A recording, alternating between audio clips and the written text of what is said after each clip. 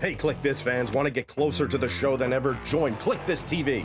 Kliq This TV offers early commercial-free access to wrestling's hottest podcast, plus live audience tapings of their show every friggin' week, and your chance to participate with Kevin and Sean in the monthly Nash and Friends watch-along show. Head to KliqThisTV.com now and get inside the show that's just too sweet.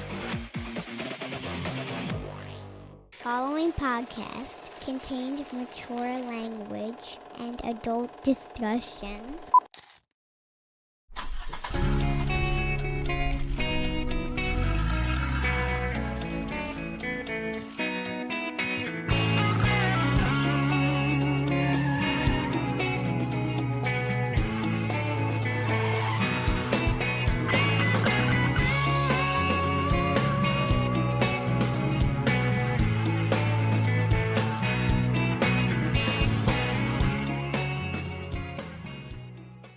Kev, I'm thinking of running for Speaker of the House. I don't know. I don't know what you think of that. I think I did a mock at my house, just myself running, and I got less votes today than I did yesterday. So that generally means run a third time. Yeah, I said I'm definitely going to run again. So you got less votes in your house, but still more than Jim Jordan got today. Right. So you'd be in good shape. Well, that's what happens when you're in that Sandusky team, when you wear that Team Sandusky, and you're like, every guy that ever went to Ohio State was fondled by this doctor, and you're like, doesn't ring a bell. Yeah, still no official ties, right? No official ties. Kliq This, the Kevin Nash podcast. They found 3 pages of Jordan's diary in Epstein's cell. I thought that was weird. Just weird. This is the Kevin Nash podcast. He's here, and can I ask you a question? Anything you want. I know you really don't follow hoops like that much, but do you think not like I used to Michael Jordan and House of Rep Jordan are in any way related? Oh, Jim and Michael? Yeah. One has a far better record than the other. Yes. So I'm just looking at the win-losses category right. here. So, guys, make sure you get your merch too. You could be having your. I had coffee in mine the other day. Your beverage here, for God's sakes. It's right above if you're watching us on Twitter, right there. Plenty of T-shirts, mugs, and the like. You know who I bet has some merch is Delbert Prince, because he took some time to write us and said, hello, Sean and Kevin, thanks for inspiring my life with your show. The podcast continues to change my life. NWO fan for life. Thank you, Delbert. It's a very unintentional byproduct of what we do here. Change your life. We're just trying to titillate and have some conversation with you, Delbert. But listen, if you take much more than that. Did I tell you that my artist contacted me? Oh, the young lady from Bulgaria that did the painting? Yeah, she contacted me. Why did she stop following you, though? She says that she doesn't follow anybody that's once she sells them their art, because she feels they're clients. I feel like that's a load of horseshit, Kevin. I just want to say right now. Well, she also said, though, that she now has it down because she's gotten so busy where she can paint, and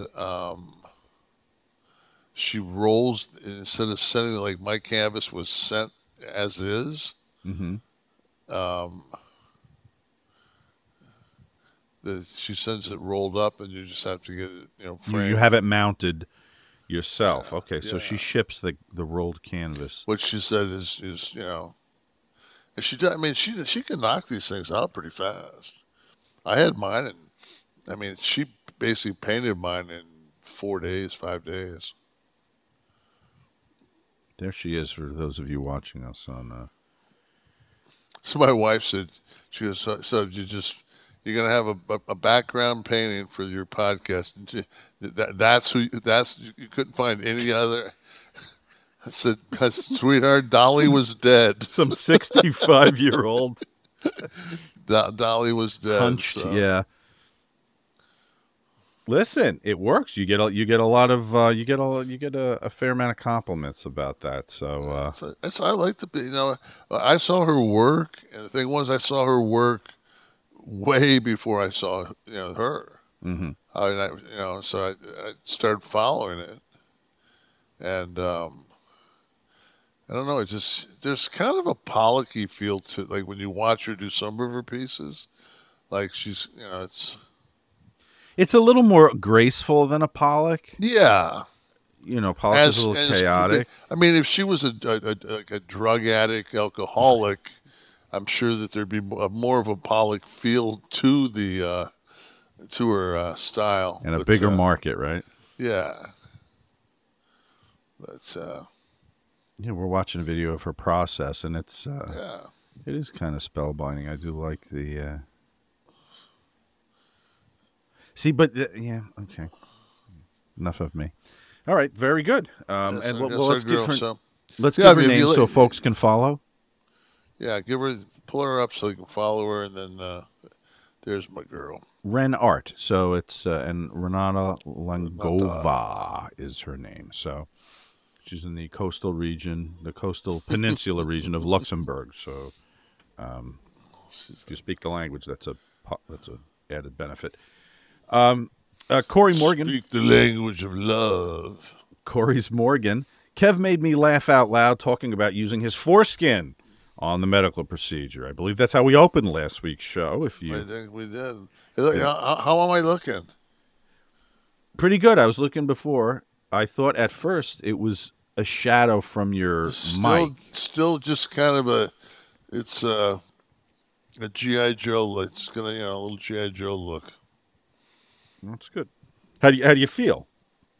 Is there sensitivity still, or? Oh yeah.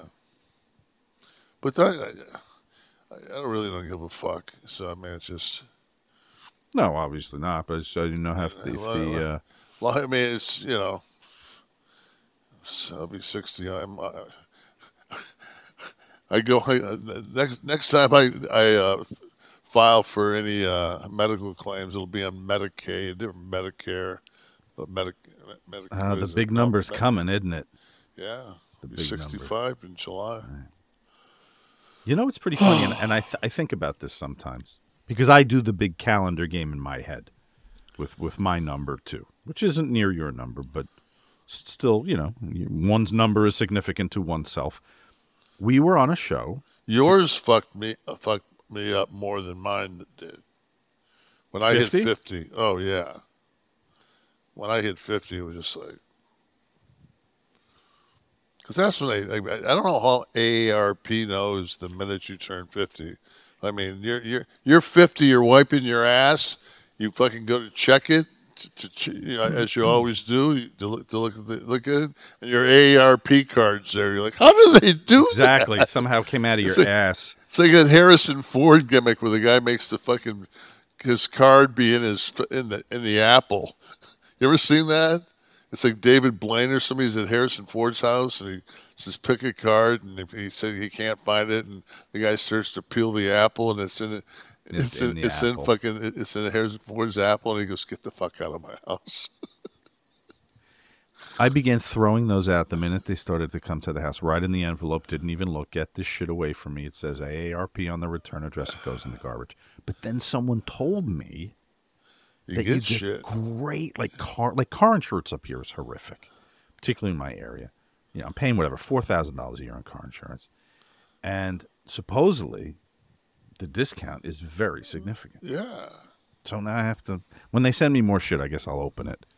That was like, Tamara and I went down to St. Pete for a couple of days just to hang out. We actually did go to the Dali Museum. I'm going to ask you about that in a little bit. Every major piece of artwork that Dali has ever done was on loan. I mean, we had like the fucking job guys that come out with no music. But they had So they were shipped. They were out to other museums. Yeah, like all of his. I really there's one that was there that it's a self-portrait that he did. He has like a witch's hat on. I don't know if you've ever. I think I took I know I took a picture of it. Was the lobster phone there? Last time I was down there, the lobster. So that's what Tamara says. She goes, not only was the lobster phone not there, we got the facsimile of the clay one that he made before he made the lobster phone. So it's like the prototype? Yes. I'm like, there it is. Wow. Kev, that's it, right? Yeah. Yeah, that's it. So that was hanging? Yeah, it was hanging. Oh, that's great. So I got to see. He was 17. I think he was 17 years old when he painted that. Yeah. He is it the same building or did they redo it? No, they have a brand new Dali museum, and they kind of have a. I hate to use it in the same sentence, but their own little sphere type thing, and they have where they bring Dali's artwork to life. They're doing that all over now. I went to not Matisse, the Van Gogh one when it was in New York here. Yeah. So, and I mean, I know my art pretty well. I know my art history pretty well, and I knew that he was heavily influenced by Freud. Dali was, and the second or third piece of information they gave on Dali was that Salvador was the name of his older brother who died, and he never met his brother. And when he was born, they just renamed him Salvador. Oh, well, take two. You think that might fuck with you a little bit? Yeah. I love those old interviews with him on like Dick Cavett and shit. And he was the real article, man. Yeah. But do you ever see the film he made with Louis Buñuel, the Un Chien Andalou? That's worth a watch. Yeah. If you're bombed. Have you ever seen the movie? I think it's Owen Wilson, and they're in Paris, and I don't know if it's a streetcar or a cab or something. It's Midnight the Woody Allen one, right? Yeah. Yeah. Of course, I love like Hemingway, and they all that's a great flick. What a fucking crew to be in Paris with, right? And then as the Second World War came, they got the fuck out of there. Everybody bailed. Yeah. But it was the Paris Renaissance at time. So Andrew Hooves listened last week as well. He said, I'm a trainer. And everyone forgets genetics is what dictates your results. Yes, diet and intensity of effort and recovery, but your genetics do everything. Everyone has different limb length, insertions, and muscle bellies. Nash doesn't forget his legs. People need to calm the fuck down. He's got remarkable genetics at his age. You don't get remarkable genetics at my age. I had them when I was born. You still have them, yeah, and you'll have them until you're gone. Until I die. I'm not gonna, wake up one day and be a fucking centipede. No, I know your sister was an athlete, so obviously my sister went in today for her knee replacement. So she calls me last night. She Those says, starting centers all need them. Oh eventually. Yeah, she says to me, Kev, she goes, I was talking to my physical therapist, and I just want to ask you anything. I said, well, she said 13 knee operations. And this, on my right knee, my knee replacement was, I think, my 16th or 17th. But I've had 20-something knee operations. But I think this knee replacement is either her 13th, 14th, or 15th knee surgery on the same knee. What has to be done? I have layperson questions. What has to be done after 2? I know you had the injury, which was probably the first surgery, right? It's just, after that, it's just, once you get that bucket handle meniscus tear, and back in the day, man, they used to go in and just cut your cartilage away. And when you got a cartilage tear and you got a little flap and it clicked, they went in and once they started scoping, they just scoped that shit out. And as you get older, man, it's just like they fucking go in there and they're like, okay, we're going to do the best we can. They'll suture that cartilage back down. Like they so you start to get an arthritic knee. And so my sister, she ended up, here's a sign of the times. They're having, and my sister's a school teacher, and they're having the active shooter drill, and some fucking, let's just put it this way, some offensive lineman from the fucking Washington Redskins stepped on the back of her Achilles and blew it out. So she had like 2 or 3 different Achilles, and it wouldn't. Oh, it was a nightmare. So when she landed and tore her knee, and she tore patella tendon, ACL, cartilage. I blew out patella tendon, ACL, PCL, MCL, and bucket handle cartilage on mine. Hers was her right knee because she's right-handed. I mean, hers is her left knee because she's right-handed. Right. Mine was mine was my right knee because I'm left-handed. So your plant leg, right, is end up fucking up. I have to say one thing. I've noticed on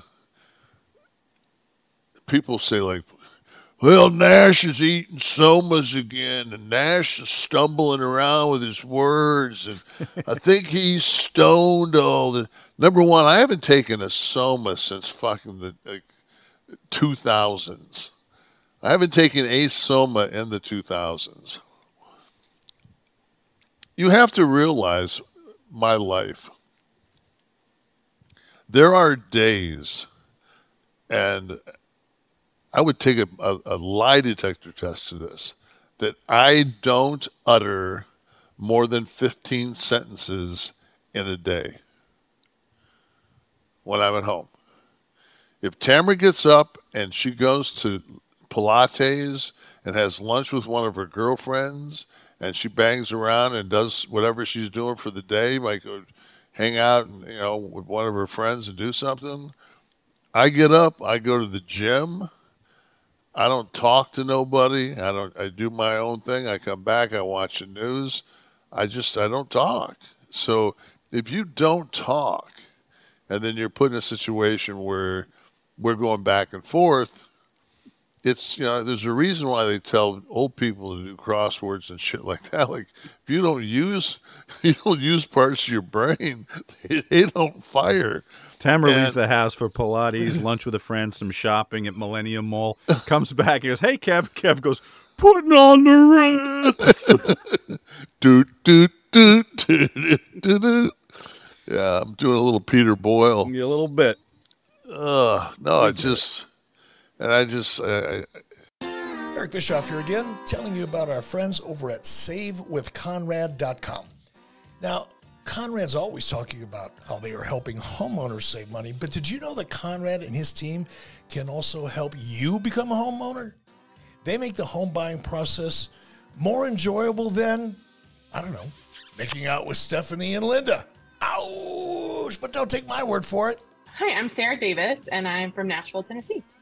So my husband has been a huge fan of Conrad's podcast for many, many years, and for years we were on road trips and he would have me listen to it, and then I got really into it. And so when it came time for us to buy a house, it was kind of like, there's really no other option at this point. Like, we have to go down this path, right? It was the best. I worked with Steve. I don't know what to do. I was looking more for preparing to buy a house. How do I get this in order? What does this need to look like? What do I need to move around? What's more important that I pay off first? because I'm a first-time home buyer. I don't know what that needs to look like. So that's when I called you guys and I talked with Steve, and phenomenal from day one. I got a full education on home buying before I was ever asked to fill out an application, before I was ever asked to do anything, which is just, I mean, I cannot brag on you guys enough. I literally cannot tell enough people about you, because we would not have a home if it weren't for you, if it weren't for that interaction and weren't for the learning process. And I feel like I went into being a first-time home buyer by the time we got through the end of the process with the same education that people need 4 or 5 homes to buy. And so now I feel like, all right, well, we can do this. We can do real estate. I can actually make good decisions and ask good questions at closing and beyond because of everything that you taught me. My name is Sarah Davis, and I got into my dream home with Save with Conrad. And unlike the dirt sheets, we're not making this up. Check out all the 5-star reviews. Go to savewithconrad.com and do it today. You'll be grateful you did. NMLS number 65084, equal housing lender. Woo!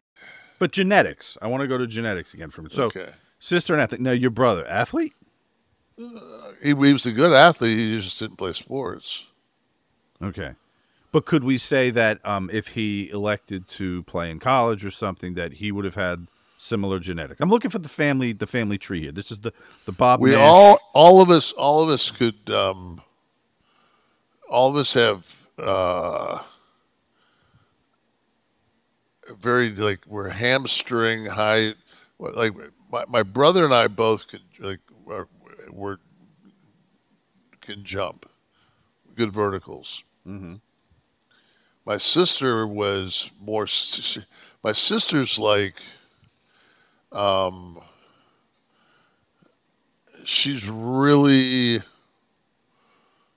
gifted skill-wise. Like, she's a great golfer.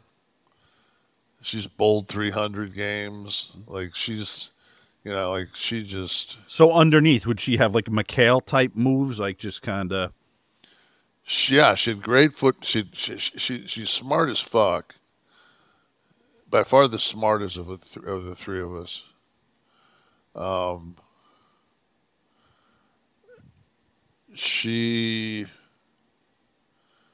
We all have this exact same fucked up sense of humor, and I know we got that from my mom.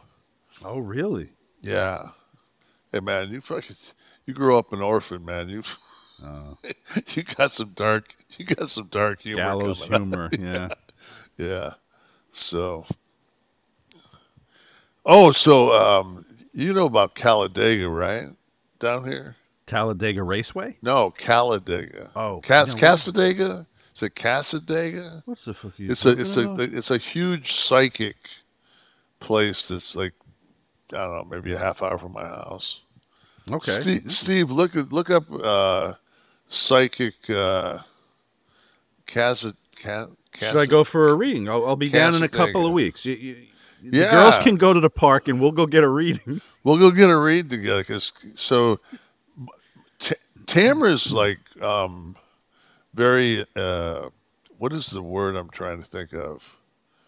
Would it be intuitive? Yeah, so she's tapped in a little bit. Yeah, she's like really tapped in.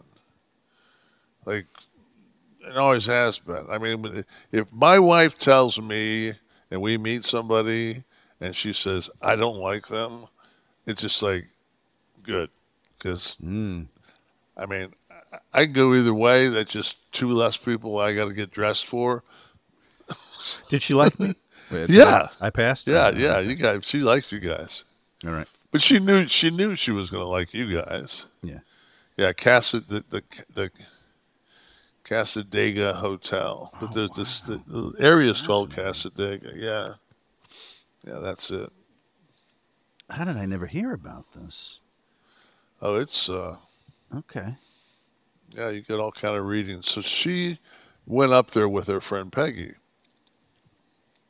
Well, my friend too. She's one of our closest friends. Oh wait, there's pasta too. I'll go. Is there pasta? I saw pasta. Yeah. Okay, go ahead. And so they went in and they said, we'll just go for the day, and we'll have lunch.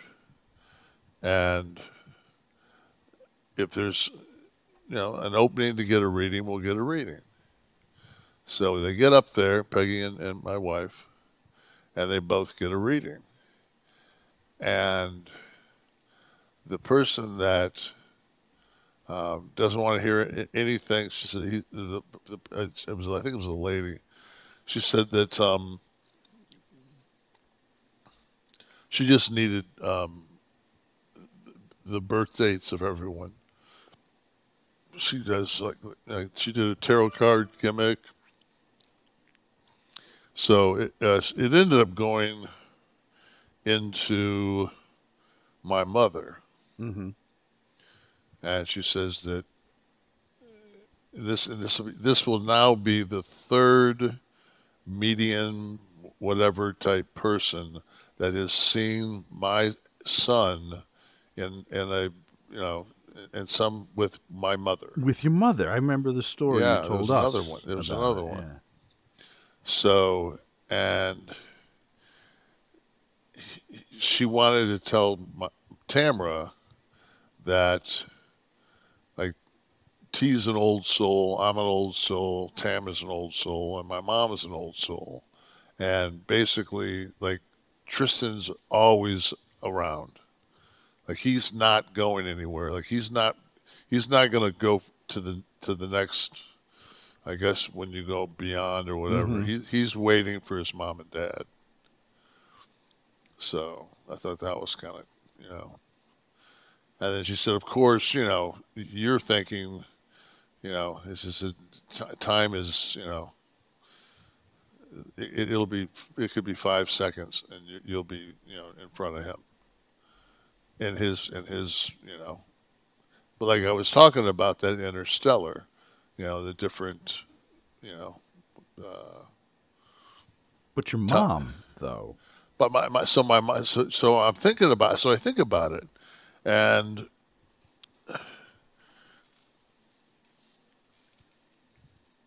she's an orphan, so she has no family except her brothers and her sisters. And her sister Shirley just died. My Aunt Shirley just died. So she would probably, like she didn't have like, there was no way for her to wait for it. And she, of course, my father died so young. Yeah. And then so she's, she was waiting on, I'm sure she's waiting on her kids. And it just so happened that her grandkid came before her kids did. So I think she just snatched on to him. Wow. And the lady that did the reading said that she's very stern. And I'm thinking, oh man, T's getting. And I'm thinking, nah, man, because my mom was like, man, she was, I mean, she was running the show for raising us. She couldn't. When I was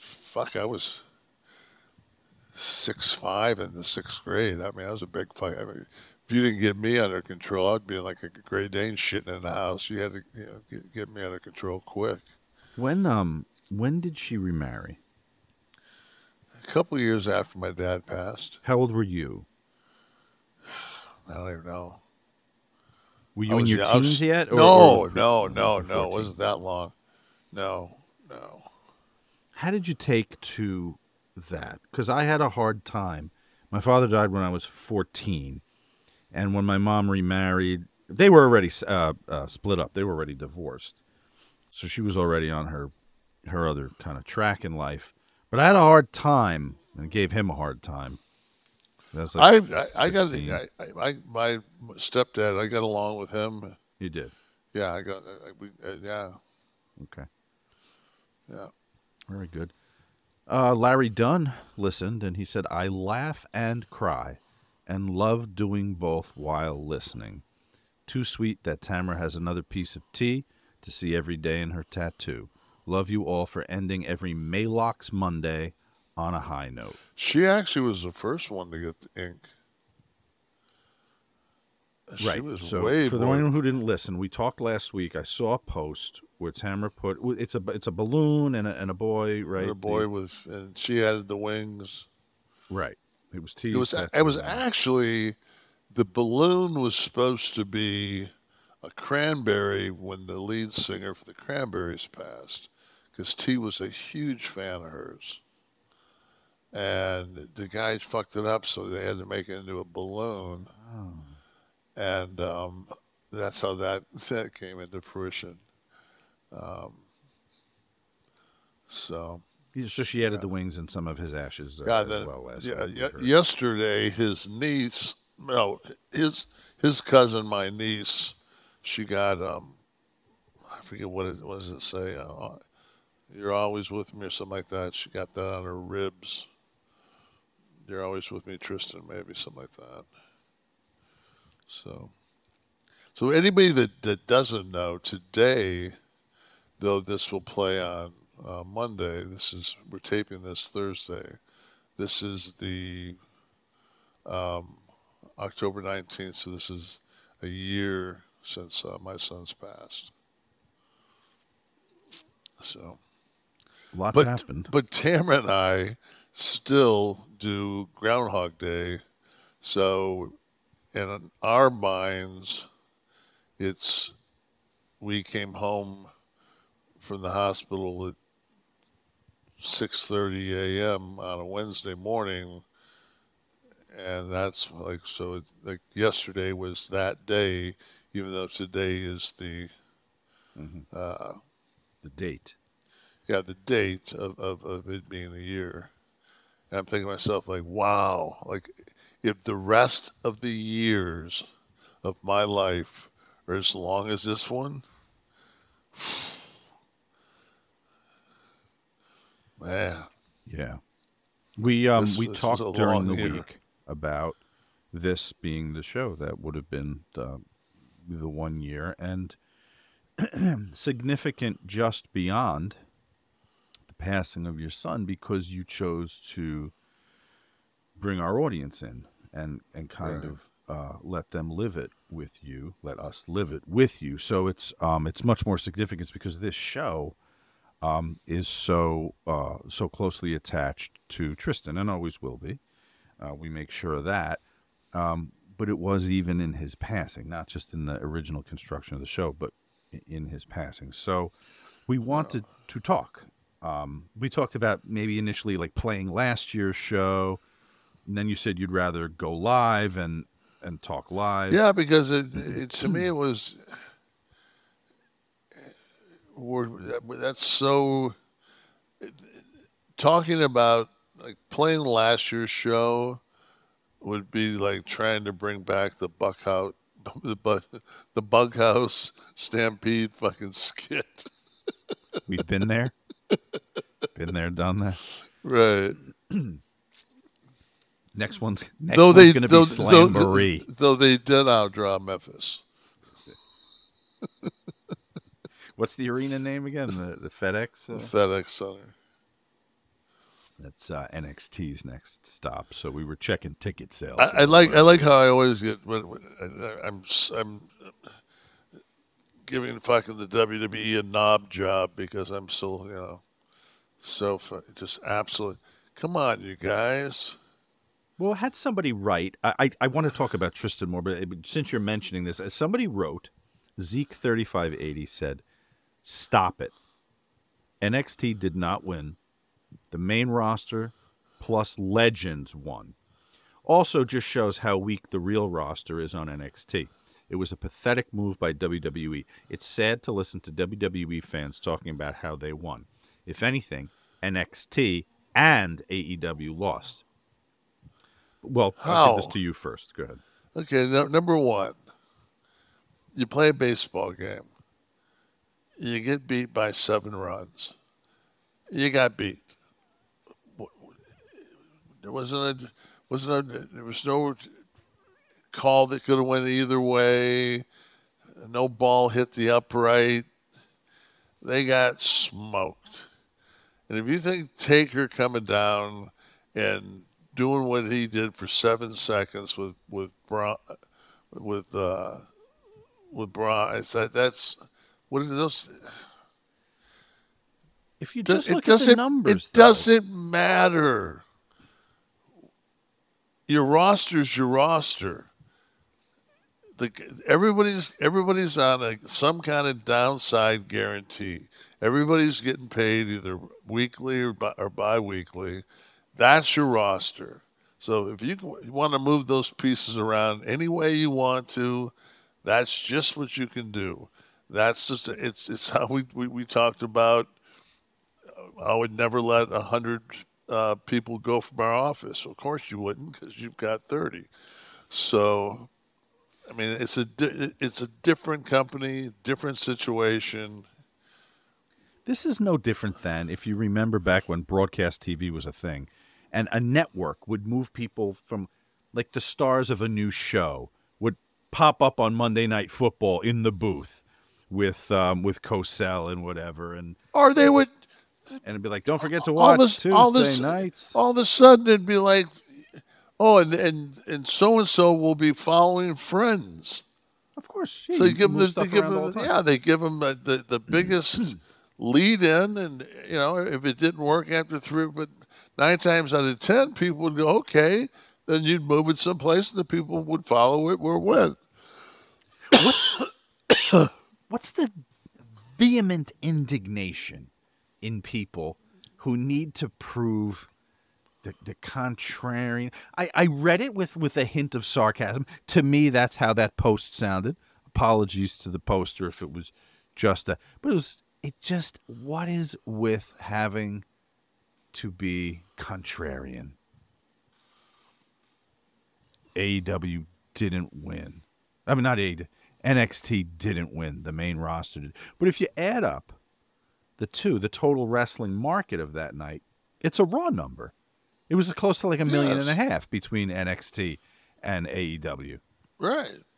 So if all the same number of people were in the room and split the product, more people would have watched the NXT product. And that's all we were saying. But numbers are not looking good for Memphis, Kevin. No. If you guys want to go, though, FedEx Forum. Let's pull up the FedEx Arena and let's get look at it in game time. Let's do that. Let's get it in game time. GameTime.co. If you still want to go, this is a great way to do it, guys. This is it, man. .co. This is the app. You're talking about some kill seats. You could probably sit in the ring at this point. Guys, this is they have killer last-minute deals, and you've got just a little bit of time to get down there. This is the only ticketing app that gives you the complete peace of mind with your purchase. Okay, you can see the view from the seats. You click it, and it'll show you the view from that seat as you're looking at now. If you're looking at us on YouTube. And let's go over. Let's go down. Let's go to 104s. What do they got available in 104 for sale? Anything that 110 is the or 108 is the nearest one. It looks like 108. But isn't that whole this side with 102, 103, 104, 105, 106? Those are the only sides they're using, as a matter of fact. Those are kills, aren't they? Oh, the 10, those are all kills. That whole bottom section is dark, yeah. So that side of the building, ladies and gentlemen, put it this way: that arena holds 19,000 people, and they have it configured for like 3,900. Yeah. There's our configuration. There's the green box is what they're selling. Can we pull that up? Set up for 3,000. Can we pull it up a little bit? Make it a little bit bigger. Yeah, there you go. Wow. But guys, if you want to be a part of it, Game Time is the only ticketing app for you. They are obsessed with finding ways to help you save money on tickets. Okay, I've used it. It's so super easy. Deals on tickets right up to the start of the event. Even an hour after it starts, it is the place to find last-minute deals. Find exclusive flash deals, sponsored deals on tickets for football, basketball, wrestling, baseball, concerts, comedy, theater, and more. With zone deals, you pick the section, and Game Time picks the seats for an average savings of 18%. Okay, the Game Time guarantee means you always get the best price. If you find tickets in the same section and row for less, Game Time will credit you 110% of the difference. Are you sold? Good. Download the GameTime app, create an account, and use the code KLIQ, K-L-I-Q, for $20 off your first purchase. Terms apply. Again, create an account and redeem code KLIQ for $20 off. Download the GameTime app today. Last-minute tickets, lowest price guaranteed. And if you do go, send us pictures of the whole arena. We want to see what Section 104, how Section 104 is doing. And I personally throw it out to you if you can go and get over to that kill zone area and fucking spank one off. Need a little something on seat 7. Hey, buddy, what are you doing over there? You should mind your own business. Look over where the people are.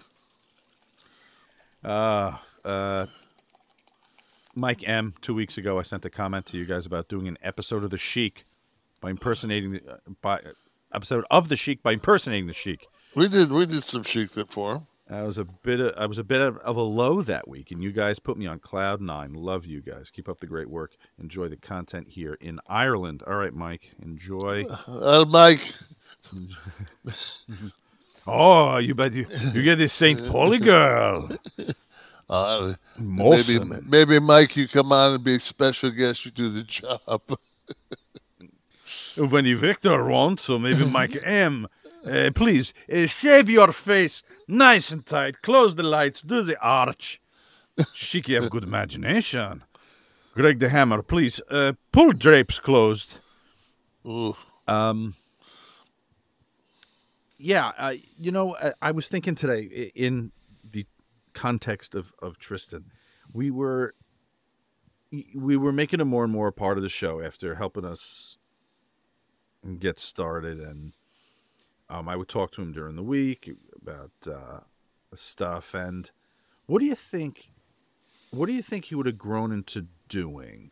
Like, I know there was the music stuff, which is the obvious. He would have been like our music correspondent. He would have got the Kurt Loder spot early. Yes. A little MTV News action. And then I think because of the age difference between him and us, I think he would always kind of be the, like, we're going to get ready to talk about the Middle East here in a few minutes. So all you people that hate talking about grown-up shit and want to talk about fake wrestling, maybe you guys should take a fucking hike. But so Tristan's perspective would have maybe been and I tell you another thing too, man. It's just like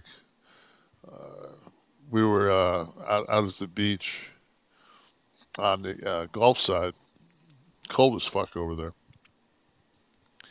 and we did the Airbnb.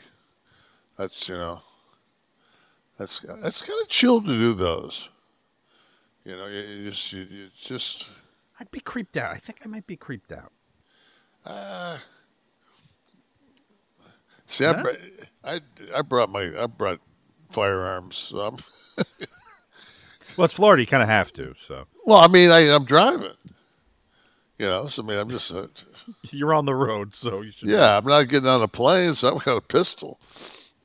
So yeah, I love when my wife says to me, she goes, why do you have to bring the whole case? I said, because I'm bringing 5 magazines. Why do you need 5 magazines? I said, I don't know what's going to go down. Were you going to Gaza or Clearwater? What the fuck? It's in St. Pete. St. Pete, right. I don't know. The area looked nice from the picture that they're trying to sell me to rent the fucker. I think you show some guy with a pry bar on the advertisement. No, they don't let you know that happens until you get there. Like exactly. Barbarian, I still have yet to see that. I want to see that, your recommendation. So it was. So you were St. Pete. I don't know why we're in St. Pete. Right. Great little restaurants. We found a first night we got in and just kind of drove around, looked once the sun dropped. It's different because see we don't get the sunset on the water. we get the sunset over the river. We Right, get the sunrise on the ocean. So it's kind Sunrise on the of east, so we yeah. went and watched the sunset. Yeah. And then we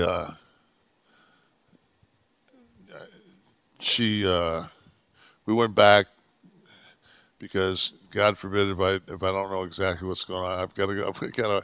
And every one of these fucking Airbnbs has got that streaming Roku fucking bullshit TV where, you know, like it's just God. That's what I have. I'm a sorry, Roku. What's man. wrong with Roku? You have all your channels. You have all your streaming channels. You in don't one have place. all. You don't have all. You don't have like I do. Well, There's- what am I missing? Okay. You know, I don't have the Johnny Carson channel where they just play fucking reruns of Carson. Like Jesus, some of the shit on that's fucking bogus. That's on cable. I do watch. I do watch the Carson rerun. Something. What's the name of that channel? I don't know. It's fucking, Okay. So I went back. We watched because our Wi-Fi was worth a shit where we were at. So I wanted to see how the house thing went down, and then that's like we got back like right when he, you know, failed, epically failed for the the first, Jordan House vote. Yeah, you're talking about. epically failed for the first time. You cut your afternoon short in Clearwater to go back and see how Jim Jordan. No, we already knew it was over with. It was getting dark, and okay. it was getting that night was going to get cold, like 61 or something like that. And so Tamara wanted to go put a sweater on, so we went back to the place we were renting, and you know, while I was there, I just figured I'd break down the fucking firearm and clean it, and no, but she got Nice weekend away. she got on the on her phone and found this. She said, "What do you want?" I said, "I really want a fucking nice steak and a nice bottle of wine." So she found us a place. It was like Prospect Brothers or something like that. Mm-hmm. It was downtown in St. Pete, and a bottle of Papillon Orange Swift, one of my favorites, because I refuse. I know what the price point is on like all the high end wines, and it's just like that's like a $69 bottle of wine. They're charging $108 for it. So I'm like, but the fucking Camus was. I just bought a bottle. I bought a bottle of Camus while I was down there for $79 at the liquor store. They wanted it. They wanted $2.25 for it. Yeah, no. I'm like, yeah, sorry, not the gonna, Cabernet. The yeah, that same cab that we had at. Yeah. Did you hit Ybor City at all? No, Tamara wanted to go there. I said, "There's nothing to do there. It's a shithole." Oh, the Cuban restaurant, Columbia. The Colombians, you could go to Saint Augustine. Yeah. Well, when I'm on that side, I hit Columbia over there, but that's the original one. That's the huge. Yeah, but I'd rather go to the property. one in St. Augustine where you can get out afterwards and walk your meal off because you got the cobblestones. And St. Augustine's a sweet little city. I always love hitting St. Augustine. I always do what's that seafood place? Harry's. Yeah. Harry's Seafood's amazing. What's the other place in? It's not. Oh, it's Clearwater. It's a seafood place in Clearwater. I used to go to. It's very good. Now is Hogan's Joint still over there? He was in Clearwater. I didn't get a chance to go by. I wanted to go by and see him. I talked to him when he got married, and I said, "I'll give you a call when I'm by." But then it was just like, by the time we did the Dali and got lunch and fucked around, and the next day we were going to stay later, and they wanted us to check out at 11 o'clock, and we were going to go over and I ate some sushi that didn't hit me too well, so I said, I don't know if I can hold out, and we were going to go over and meet some friends of ours for a meal over at Capitol Grill at the mall over in Orlando. And I said, fuck, I just want to go home. Which one, Millennia? Yeah. Yeah. They have that Vineland, the Vineland outlet that has the luxury stores in it. That's right sweet before spot. Yeah. They actually have like outlets that have like shit that you would buy. Yeah, fucking a Gucci outlet, Prada outlet. Yeah, not Versace. You know, Bass. Oh fuck yeah. No, because there's that other one right down the road there on 95. The another premium outlet, but it's not the Vineland one. The Vineland one is the gimmick to hit. But so you did. I mean, you had a good time. You got away. Well, you wanted to get out of the house a little as the anniversary. We thought that was what we wanted. I don't blame you. You know, we thought that was going to be, and then it was just like, man, no, like. I just didn't want to be away from my house, you know. Been away from my house my whole fucking life. That's true. But just the sting of those days. But you're saying it's kind of been that way every week. So yeah, I think at least we came to that realization that it is what it is. It's not ever going to be any different, you know. Do people still talk to you about it? Like when you meet We got a friends? bunch of flowers and plants and all kind of stuff today. Oh, wow. Okay, good. There's so many people that kind of, they missed seeing us or talking to us when it happened, and then I think when it was fresh, it's like, it was one of those things like, what the fuck do you say? And then now it's been, a year, and it's like, now we definitely can't say anything. We just got to fucking avoid them. So that's kind of like, I've noticed that with some of my friends. Like, I know you're probably thinking I'm a shit friend because I never called you. I'm like, dude, we're dudes. Like, you're not supposed to call me and hold me, You're supposed to just blow me out of respect. You don't get the reference. You clearly didn't join RJ City, Kevin and I, a couple of weeks ago for Nash and Friends. And yes, we got another... Steve, that's exactly what it was Pluto TV, because my wife and I watched 2003, whenever that Ken guy had that run on Jeopardy where he won like 2.5 million, we watched him go over the 2 million mark.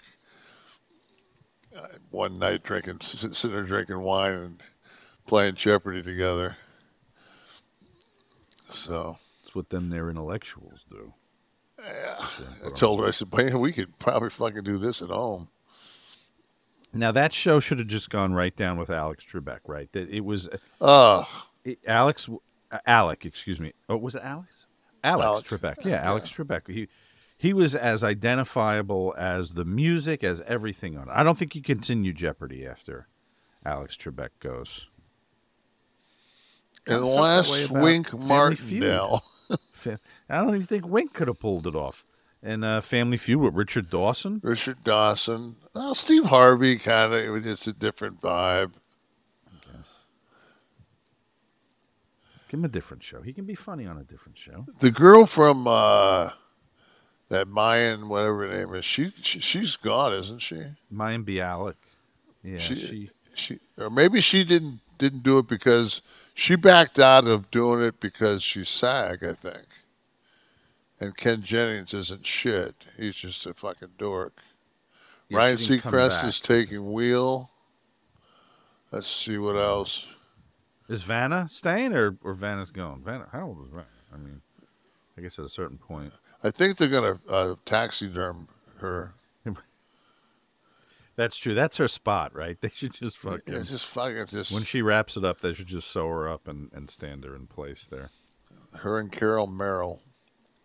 Say Jack, who cares? But So we mentioned Kliq This TV, and if you are a subscriber to Kliq This TV at kliqthistv.com, you get these shows early, you get them without commercials, you get to be part of the live audience, who you'll hear from later when we do questions. But you also get Nash and Friends, which everyone loves. We mentioned RJ City, and I don't have a date for this, so I'm conflicted. Dom, can I at least give the name? It was a yes on the name, right? We're just trying to lock down the date. Can I tell everyone who's coming? He said yes. All right. So if anything happens and he backs out, you guys, go get him. I'm giving you carte blanche. Enzo's going to join us next on Nash and Friends. We're going to have some fun with Enzo. I like him. So, yeah, he said he's down. We're going to let you know. We're looking at some dates, in the last couple of weeks of this month where we are, and we'll let you guys know. And that's at kliqthistv.com. So join up. It's the most fun you're going to have for $9.99, for Christ's sake.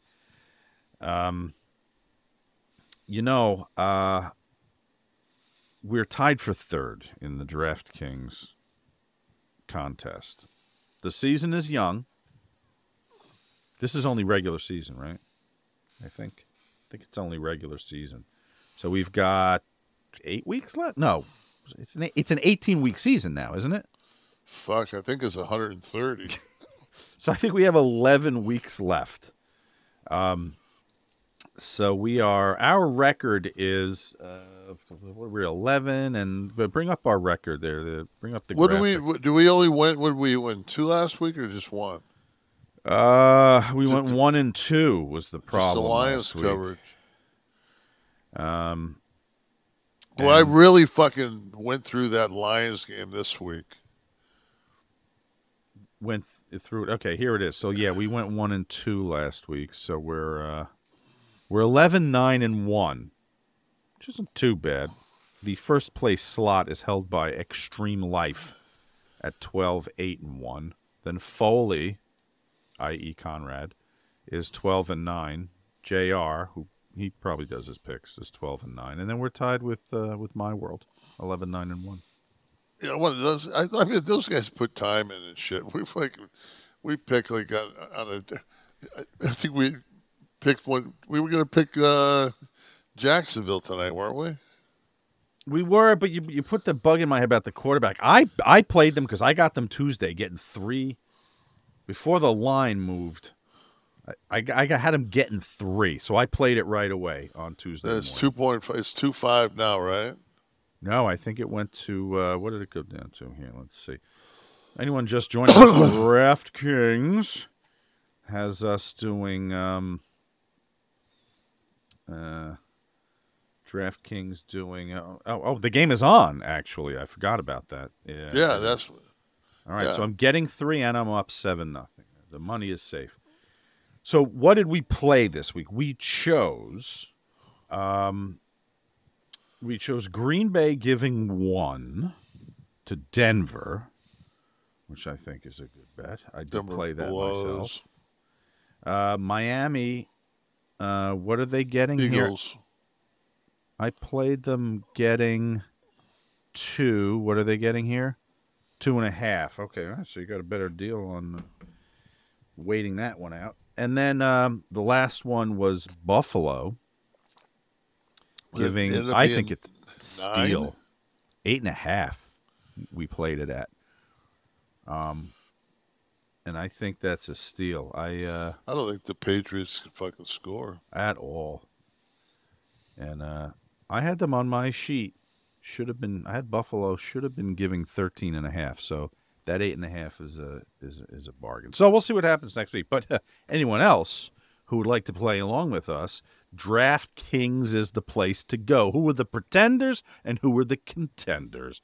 We're more than halfway through the NFL season, but DraftKings Sportsbook is still pumping out unbeatable offers every single game. New customers can bet just $5 on anything and get 200 smackaroos in bonus bets. And DraftKings isn't stopping there. All customers can take advantage of a sweetener offer every game day this October. Get in on the football action with DraftKings Sportsbook, official sports betting partner of the NFL. Download the app now and use TKNP, the Kevin Nash Podcast, New customers bet just $5 on anything and get $200 instantly in bonus bets. Only on DraftKings Sportsbook with code TKNP. The crown is yours. If you have a gambling problem, call 1-800-GAMBLER or visit www.1800gambler.net. That's www.1800gambler.net. In New York, call 877-8-HOPE-NY or text HOPE-NY 467-369. In Connecticut, help is available for problem gambling. Just call 888-789-7777 or visit ccpg.org. Please play responsibly on behalf of Boot Hill Casino and Resorts. Licensed partner Golden Nugget, Lake Charles. 21 plus. Age varies by jurisdiction. Void in Ontario. Bonus bets expire 168 hours after issuance. See sportsbook.draftkings.com/football for terms, eligibility and deposit restrictions, terms, and responsible gaming resources. Thank you, DraftKings. We have to claw our way back to the top of this list. This is ridiculous already. You know, after that reading again, I'm going to put my feelers out to see if I can't get you to do the voiceover on the side effects of the next medicine of the next drug that comes along. I always like when they go through all of them, and then at that point the golden retriever jumps in your lap, and they go, and death. And death, right. Jesus. So if you really want to get rid of that headache. Yeah. Really want to get rid of that nail fungus. Yeah, exactly.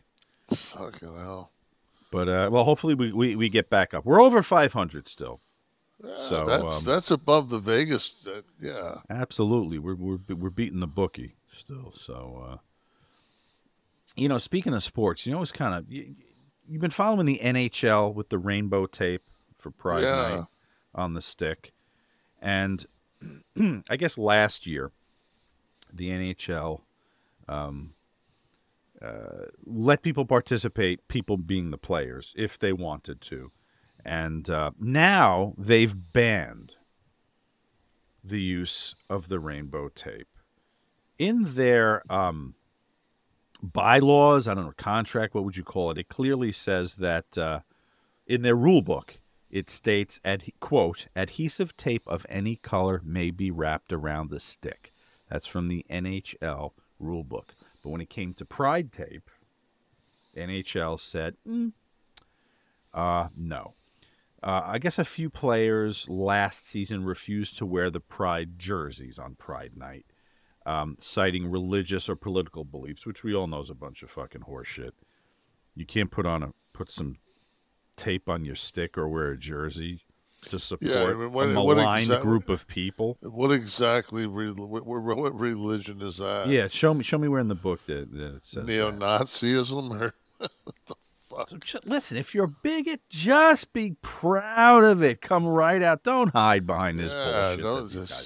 Don't. So, those players, I guess, faced a little backlash last year. So the commissioner. Well, I'm personally, I'm not watching. I will not watch the NHL this year. For this reason. For this reason, yeah. Fuck them. I thought it was a real pussy thing to do. I will not. I won't talk. I mean, this will be the last. I won't talk about it. I won't talk about the NHL. Mm-hmm. It's just. Yeah. I think it was kind of lame. Yeah. What the fuck? I mean, one night to put on a jersey and tape your stick. NHL, I mean, the NFL does it with everything. Actually, the NFL, if I'm not mistaken, gives you the freedom. I think it's your cause, your cleats is the term they use in their rule book, where you can wear cleats to support a cause. You'll see sometimes guys wear the pink cleats for breast cancer and stuff. Yeah. So the NFL kind of gives them carte blanche to support. And then they do troop day at a lot of the stadiums, and I mean I don't know. I don't mind it. It's like I don't give a fuck what you. But if you want to tape your stick, I mean, to me, like the rules say, any color tape. Right. It doesn't say except. Yeah. So for them to addend that, to put an addendum to that, then you would have to go through the players. Association. NHLPA, I know. I'm surprised that. Yeah, I don't understand. Well, probably haven't heard the last of this, but I wanted to. A fan wrote us about it and said that they knew you were very vocal advocate of LGBTQ causes, and that being an athlete yourself, how did you feel about this? So I wanted to bring it up and see. Maybe it'll change. We'll see. Maybe next year they'll give the players the freedom to support whatever they want to. NHL, a fascist state? Stay tuned for more. All right. Kevin, things are not good here. It's a day-to-day thing, but we're a weekend, how long into the conflict in Gaza? Saturday was 8 days. So we're all heading towards 2 weeks. Humanitarian aid is still not able to get in. Yeah, it's unbelievable. And the media warfare, as deadly as the warfare there, because misinformation, as happens with everything now, I guess, right? You had to figure the next war, the next conflict is going to be full of this. And I just... Has there really been anything that would be considered, artificial intelligence or anything like that that's been used in this as far as propaganda, one way or the other? I mean, the way this is just my layman terms of how I look at it. Hamas fucking attacked and killed 1,300 basic civilians, and there were some soldiers, and they took some hostages, 200 hostages, but they killed. I mean, they definitely. There's no defending any of those that play whatsoever. So, but then I don't, I at the same time, can I, knowing my temper, can I blame Israel for their swift response, anger? Yeah, angry response. Their anger, and they were anger. I mean, that's what that was. And when you have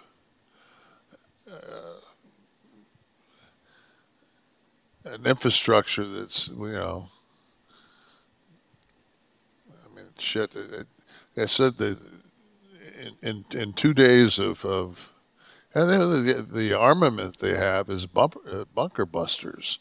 You would see the aerial shot of those things going through, and they would go through the cement top, and then inside the building. Then they go. Then you would see the first explosion, and the next.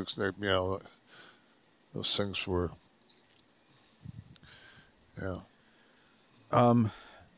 The retaliation from Israel, I think some of the criticism that you're seeing of that, because of course there's voices on both sides, was that the passionate response didn't give the civilians, and of course civilian casualties is always what you want to look at, right? I mean, the Hamas's attack on Israel was large. Greatly I think what I mean towards civilians. Hamas is known, as all terrorist groups are known, to set up a mortar position in the schoolyard. Like, that's what they do. They'll fire rockets from the parking lot of a hospital, so when when it's picked up by a heat sensor to return fire, then the Israelis are firing into a hospital or into a school zone, and that's all by design. That's what they do. That's what Hamas does. But from what I've looked at, Hamas has 0 aircraft. They don't have armored vehicles. They basically have they've got javelins. They've got things that will destroy armor. You know, they've got shoulder-fired weaponry that'll take out tanks and armored personnel carriers. They got grenades. How were they able to have such a significant strike? I mean, Israelis' defense. I mean, that's the land of Mossad. That's Israeli intelligence and defense. How are they able to penetrate that? We brought that up. We talked about it like a week before it happened. Remember, we showed that that guy was standing on that berm, and they said if you came within 300 feet, you'd be shot. You'd be shot. Yes. And like they blew through, they blew through the wall at several places. So, and I didn't realize. I mean, I understood that they had tunnels. I didn't understand that they had 300 miles of tunnels. Mm. And a lot of those tunnels are like 60, 70 feet deep to up to 100 feet deep. So you've got politicians from all nations now getting involved, of course, and yeah, you know I know that. I mean, to me, before you go in and do any kind of ground movement or ground insurgents, I mean, you've got to. I just don't think that those hostages are definitely somewhere down in those tunnels. And before you start pouring concrete in all the tunnels, I would try to do some kind of. It's just, I tell you what, I mean, it's one of those things where I look at it and I always look at war. And I put myself as the commander of the Israeli army, and then I put myself as the commander of Hamas. Okay, so that I look at myself through the eyes of the Hamas guy. They got the one up. You know, they got the element of surprise.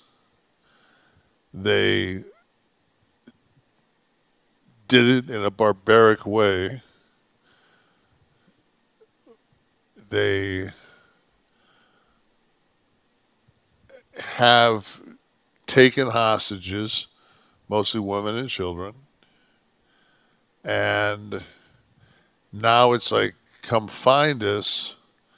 And like you said, there's 30 to 40,000 Hamas fighters. And there's 2.2 million people in civilians Gaza. in Gaza, yeah. Yes, I mean, you know, it's like if you're dropping bombs, and I mean, they said the other day they did kill one of the Hamas higher ups, one of their, but I mean, so if you're the Israelis, it's like. Anything you do is a wrong move, because number one, you're hated by everybody you're hated by the Muslim world. I mean, you know, the Hamas doctrine is, I mean, until every Jew is dead, we have to continue to kill them. So it's like, and then. So you're going to go to the table with these fucks? That's the thing I was going to say is that, you know, world leaders can say whatever they want. This is not a war over soil. No. This is religion. This is a religious And people don't realize that the Israelis have been on this land for 3,000 years, if not longer. I mean, I remember when I was young, and we always got National Geographic and like the King David's tomb, and it's like when you architecturally like go through it, there's like 7 or 8 layers of different, you know, it's been, you know, it's that Jerusalem area has been kind of the Mecca homeland to so many both Jewish and Muslim religions, and it's just everything is so intertwined, and you've also got the potential. Everyone's on the sidelines now, but involvement of Iran and no evidence of direct involvement, but they've certainly in the past and present funded. Oh, absolutely. They're the number one. They're the number one country for funding jihad.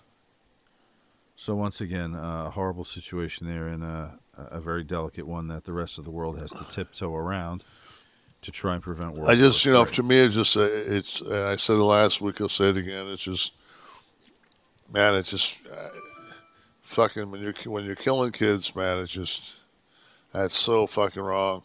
Mm-hmm. And they're both doing it, and it's just I don't know. It's a fucked up thing. It's a fucked up thing. Everyone should just take a weekend in Clearwater. Not Clearwater, in St. Pete. St. Pete. Get your mind off this shit. Turn off the news. You're not solving it here. And clean your handgun and what? Sit there, take your 5 fucking magazines of artillery, because that's what you need over there. You know what? Yeah. Did you pack your Bluechew? Huh? Did you pack your Bluechew? Because they're sponsoring this week's Stiff One of the Week. Are they? Yes, they are, as always. Our friends at Bluechew. This segment is sponsored by Bluechew. I take a Bluechew every morning, whether I need it or not. Just to be ready, because you never know. You want your blood flowing. You know, it was funny when I had we had Teddy Long on U-Shoot one time, and he was talking about he was brought before Wrestlers Court for selling Viagra's backstage at too much of a markup, I guess was the charge, and he said that what's his name, Mable Viscera, used to take him in the locker room, just sit there and get his dick hard. I don't know, in the event that someone wanted to show him respect. I don't know what the purpose was, but Teddy did tell us that. But today you don't have to swallow a pill. You just grab the Bluechew, okay? Increase your performance. Get that extra confidence in bed. Bluechew.com. All right, they're a unique online service that delivers the same active ingredients as Viagra, Cialis, and Levitra, but in chewable tablets and at a fraction of the cost. You can take them anytime, day or night, so you can plan ahead. Be ready whenever the opportunity arises. Once you're approved, you get your prescription within days. You just have to meet with a licensed medical provider, and bang, no pun intended, the pills are on their way. They arrive in discreet packaging. And, guys, it works. We've had testimonials on this show, and keep sending them. We'll keep reading them. So, guys, if you want to have better sex, discover your options at BlueChew.com. Chew it and do it. And we've got a special deal for the listeners. As always, try Bluechew free when you use our promo code NASH at checkout. Just pay $5 shipping. That's BlueChew.com. Promo code NASH. Receive your first month free. Visit BlueChew.com for more details and important safety information. And we thank Bluechew for sponsoring the Stiff One of the Week. Kevin, I don't know if you remember this, but probably 10 years ago, or I don't know, 8 years ago, after we did one of our shows, and you said you had a guilty pleasure of Careless Whisper, the saxophone hook on that. I sent you a video of a guy I found who used to kind of like careless whisper bomb places, and I came across him again, so I want to give it. This is, I believe, what do you call it? Sexy Saxman. So this is worth a watch here for everybody who hasn't seen this. And if you're not watching and listening, it's always a pleasant listen. It's something to listen to. I'm going to have to narrate a little for the folks that insist on listening without. There's the Sexy Saxman getting ready to go out in public.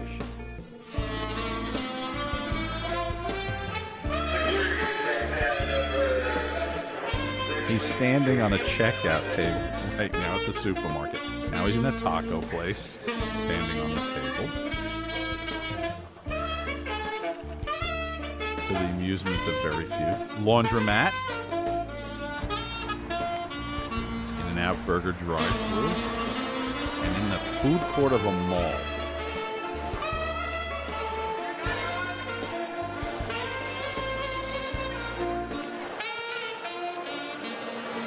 Security now coming in to get involved. Fucking hall monitor, right? Yeah. So security calling for some extra help. Round of applause.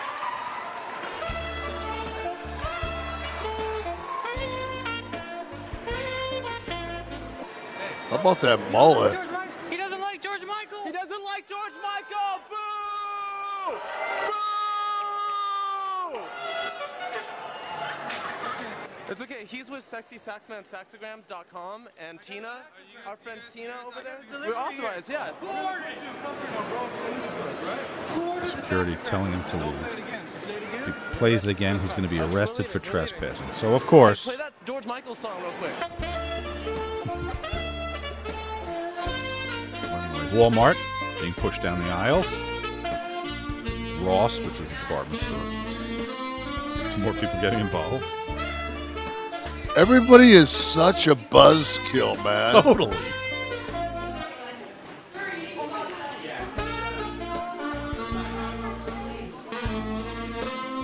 He's got leather pants on in this shot. Walks into a biology class at a college.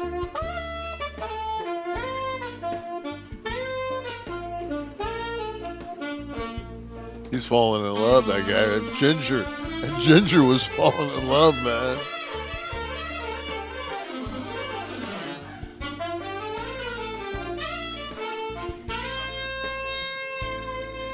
Worth a watch. Find us on YouTube so you can check this out. There you go, Sexy Sax Man. Please leave my classroom. Got me stiff. Fuck, I'm boned out. My shit's pressing between my tits. I don't know what song's going to be in your head the rest of the night. I don't know. Maybe Taxi, Harry Chapin. I don't know. All right, Florida man, Jersey guy. Kevin, you're back on track here after the last couple of weeks. Two headlines, one a Florida man, one a Jersey guy. And Kevin just kind of uses that sixth sense, that Mrs. Nash kind of thing, that Casadega Hotel kind of thing, to identify which item we're talking about. First one says, man found guilty of murdering wife after she refused to go on a home renovation TV show. Second one, man armed with samurai sword threatens deli workers. First guy's Jersey, second one's Florida. Tell me why you say this. A samurai sword is so fucking flea market Florida, and everybody wants to be Tony Soprano and whack their fucking wife. No, I thought that the deli would give you Jersey vibes. Threatening the deli. Well, the first, what do we got? The deli is Jersey. The individual is named, where are we here? Ryan Crump. He entered the American deli with the sword and insisted employees return his cell phone, which no one at the deli had. So he fled and was later arrested and lodged in the Cape May County Jail. And this is a weirder one. The Florida man found guilty of murdering a wife after she refused to go on a home renovation TV show. David Trones had spent thousands of dollars on renovations and had hopes of appearing on the reality show Zombie House Renovations. And well, they really gave me that clue if it was Zombie House Renovations. DeLand. Wow. Sanford. Yeah.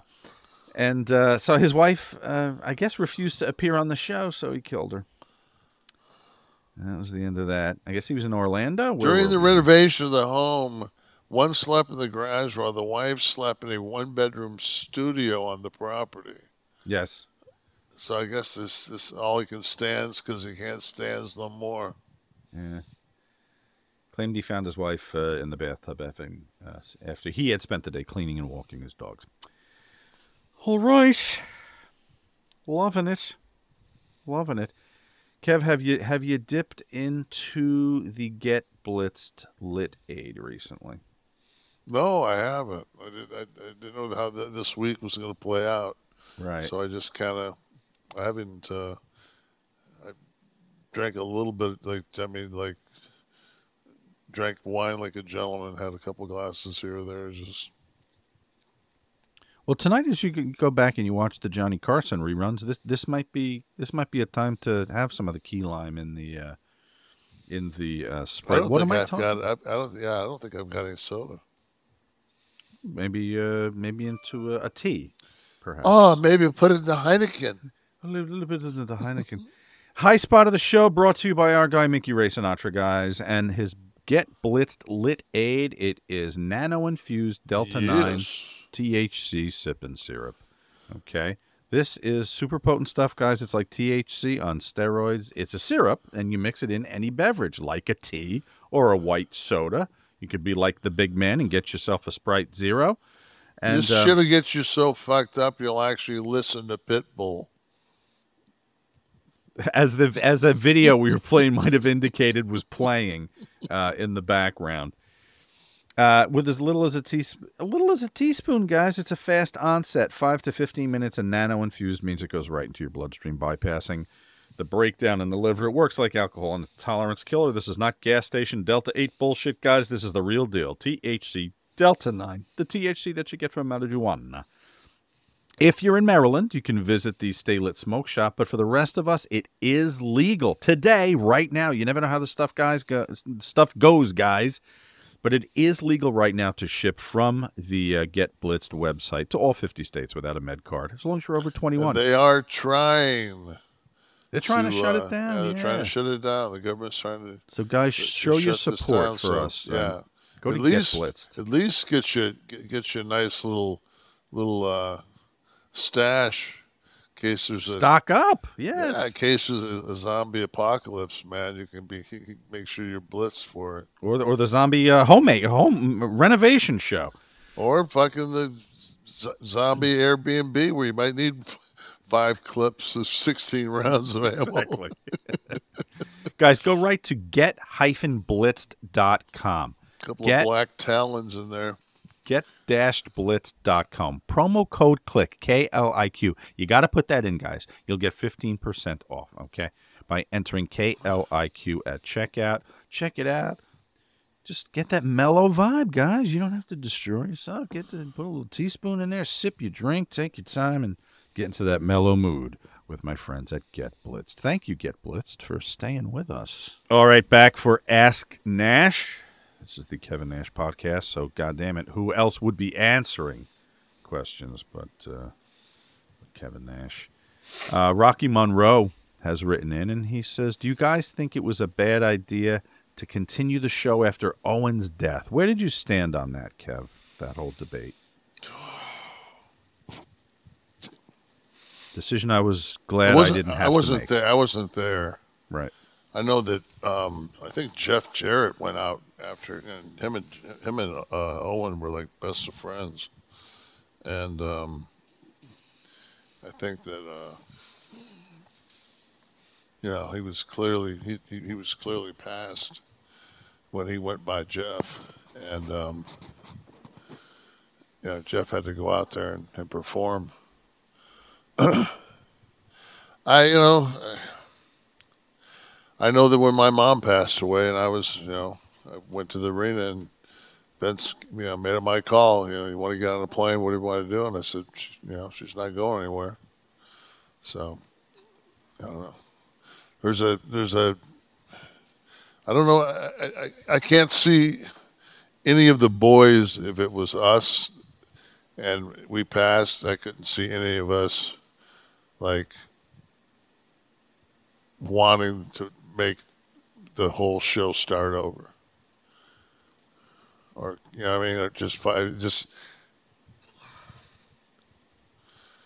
If they asked you, if Vince came in the locker room and said this, Owen, it looks like Owen isn't going to make it or didn't make it. What do you guys want to do? What would your vote have been?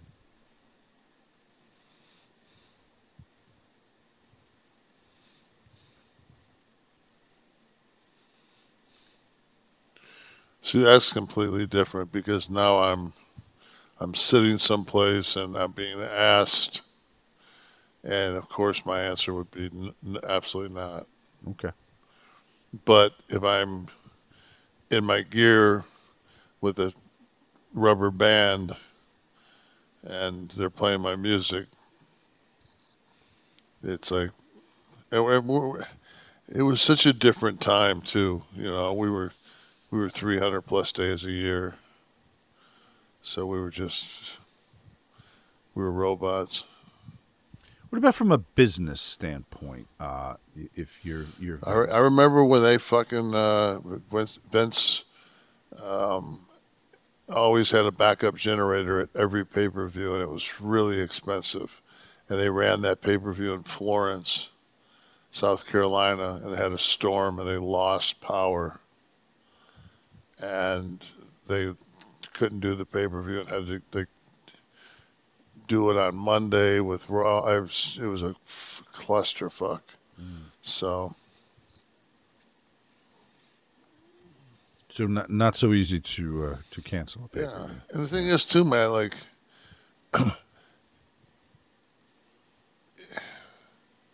yeah, it's just that slot. It's just, you know.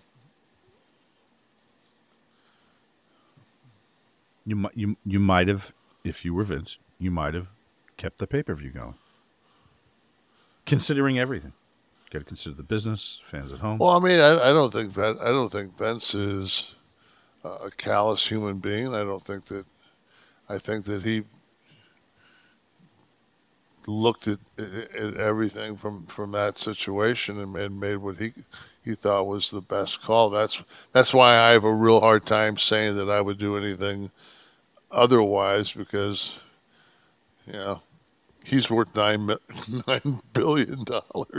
So obviously he's got a little bit of game.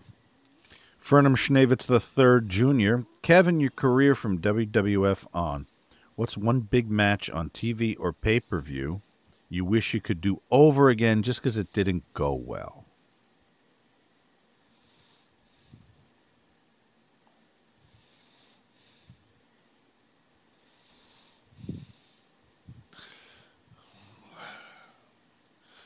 I don't remember anything being an absolute shit the bed. Maybe Philly not run across the ring to in the 8-man, maybe. Yeah, maybe not work when you're not medically cleared. Yeah, I would probably one of those things. Steve says, watching The Longest Yard and seeing Nash played with his nipples. Was that improv? Love the show. You and Sean make my week better. All the best. Yes. My only line, as I've said before, is who drank all the damn Gatorade. Anything else that comes out of my mouth or is done is complete improv by me. Very good. How about some folks? Oh, I have to say this. So, going back to the Casadega luncheon after the reading. Yes. And my wife and Peggy went and had lunch, and Tamara said it was the worst service of all time. Like the worst service they ever had. And Peggy was going to pick up lunch because Tamara drove. Mm-hmm. And Peggy stiffed her. The waitress. And you wouldn't let me stiff that fucker at Hyde Park. No, because it wasn't their fault that they were out of certain cuts of meat. Really. If they were rude or they said... Came to the table with 200 bottles already uncorked or... It was a shit show. Well, the young lady there was trying. You just got your fucking smoky, fucking old fashioned. I still don't understand your objection to an old fashioned before a steak. I have no objection. I just didn't realize that fucking David Copperfield had to bring it to the table. When it comes in a lantern, you have a problem with it. Who's in the house here? Who's got questions for us? Tyler Blair. Kev, what's your favorite horror movie? I don't know about what my favorite horror movie is. When I was a kid, I loved Phantasm. The Tall Man. Yeah. Yes. I actually own that on DVD. I rewatched it like last year. Oh, it doesn't. It doesn't hold up. No. I was much more frightened as a child. What I thought was an absolute. There are two that are to me like masterpieces on what they cost and what they brought. Like Saw. Saw was amazing. I did not see that coming. And then I thought Blair Witch was well done.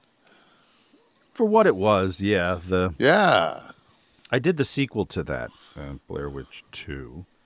Didn't quite know how they would do that after the gimmick is revealed of the first one. Yeah, no, that was kind of cool. My vote is for The Shining. The atmospheric terror of The Shining is unmatched.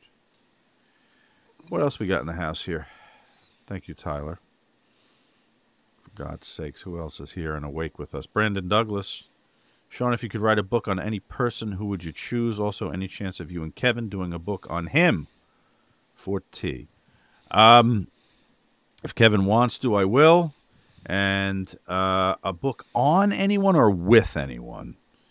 If it's with anyone, I'm a one-woman man, so it's Sean Waltman right now. My efforts are being poured into Sean's book. Tamara came up with an interesting concept because we were talking about like on the drive over, and she was like going over the different chapters of my life. From the service to this to that to playing ball and she said, gosh, she said, you could just write almost like a timeline of what you've done and then just snippets from each one of those things and then add into that like things that happened in your life, like your father's death. She said, without going into anybody's personal life that was affected, by something you did or, and she said, she put that by me and I said, I said, but I lived it. I said, I don't know. But Kevin, in the value of an autobiography, if I do a quick sell for you, the value of a memoir is twofold. It allows you to cement your legacy. A little ad for AARP, I guess. It allows you to cement your legacy before someone else has to do it for you when you're pushing up dirt. And secondly, everybody's life is completely unique. You may have similar experiences to people. You grew up with a brother and a sister who maybe had a similar childhood, early years. But everybody's take is so unique. And I've very rarely read an autobiography from Mel Brooks to Bret Hart where I don't still hold something that they said or their perspective on how something happened that I don't think about, that allows me kind of an insight into that person's heart. I always put down someone's autobiography feeling like I visited an old friend. So it's very powerful. So you'll think about that. Who else is in the house here? Who else is with us? Give me something. James Bedford, what would you say is your favorite and least favorite match that you were involved with? What made it great? What made it ain't?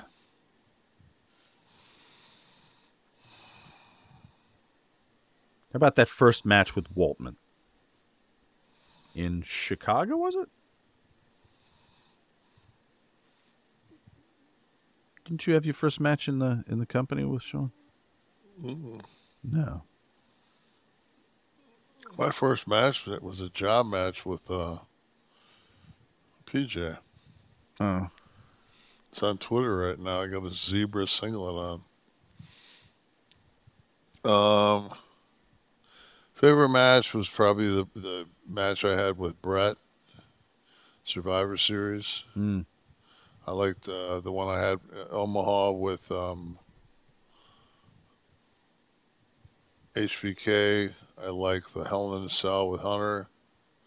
I like the Vegas, I think it was Halloween Havoc with Scott Hall. Mm. Kid and I had some great house matches over in Europe on tours. I'd go out and wrestle early against Sean, and then I would come out with HBK against Razor as the heater. So excellent. And you already answered the ones you didn't like. There weren't too many of those, but would have been nice if you didn't tear your Well, I mean, the one that really sucked was basically my last match, that ladder match with Triple H and Baltimore, because he was so involved with the creative of everything, and I'd never had a ladder match. Duh. I was like 55 years old. I'd had 15,000 knee operations, and we just didn't get a chance to even, like, we got maybe an hour to walk out there and put something together, because you've got ladders, and so you got to use them. And I'm not a gimmick match guy. Right. So that pissed me off. And also in a town, Baltimore, where you cannot get color. Really? I mean, not a fucking chance. Well, You the get athletic hard commission way. shit? Oh, fuck. Hmm. You can't get color. That Baltimore arena, fuck. Interesting. All right. Salvatore, I know Kevin isn't Italian, but he's very worldly. With that prefaced, is it red sauce or gravy? My opinion, gravy's for Thanksgiving, and New Jersey caffones who unironically still say gabagool. Well, Salvatore, I say capicola instead of gabagool. I give the correct pronunciation. Now, Sunday gravy's a thing. Sunday gravy was when all the meat was in. You know, grandma's pot was going since 10 o'clock that morning. That's like a Sunday gravy. It's red sauce or marinara sauce, I think. Kevin? Well, we had an Italian family who lived up the street, the Miliaccios. She always had the fucking Goodfellas bowl of sauce, bucket of sauce going. Oh, yeah. She always had the, I always called it sauce. Sauce, yeah. It was always red sauce. It wasn't gravy. Gravy's when you're down in fucking Knoxville and somebody says, "Want me to put some gravy on them biscuits?" On your biscuits, right? You say, "Fuck no, motherfucker." Out of respect, you can put some gravy on my biscuits. I'll put some gravy. Open your gullet. I'll put some gravy on your throat. Grotto says, boy, it must be 9:30.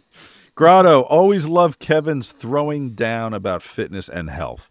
Such a vast level of knowledge there. When speaking about loading protein in the morning, any thoughts on intermittent fasting? Is it a good idea? Should the concern be eating protein ASAP? I don't understand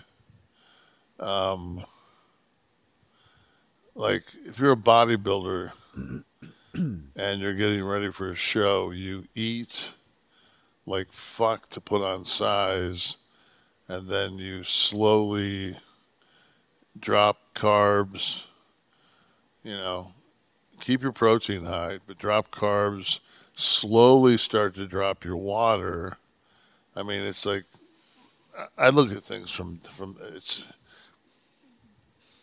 you can look amazingly, like the guys on the bodybuilding stages, they look amazing, but that's probably the most unhealthy they'll be in their life is the day of a show. Right. You know, I just don't think fasting does anything. I don't believe in it. I think it's fad. Well, it's just for weight loss, right? A bodybuilder wouldn't want to do that, right? But sooner or later, your metabolism's going to say, okay, he's fasting, so he's starving me, and then your metabolic rate goes down, and then now you can eat as much as you want between 6 and 12. Right. So you gorge yourself. Right. But your stomach's going to be small, so you're not going to be able to get the food. Okay. I mean, I'm not trying it. So no. To me, it's just is to get. I want a gram of protein for every pound of weight I have. Very good. Who else in the house here? Who's with us? We're our old friends. Mark DZ. Kev, do you do cardio at all or just weights? I do cardio. But I also train very fast. This is a lot of times I'll do, like I'll train all supersets, and I'll get off the floor, like I'll get off the weight floor, and my resting, I'll do my pulse. My pulse is 105.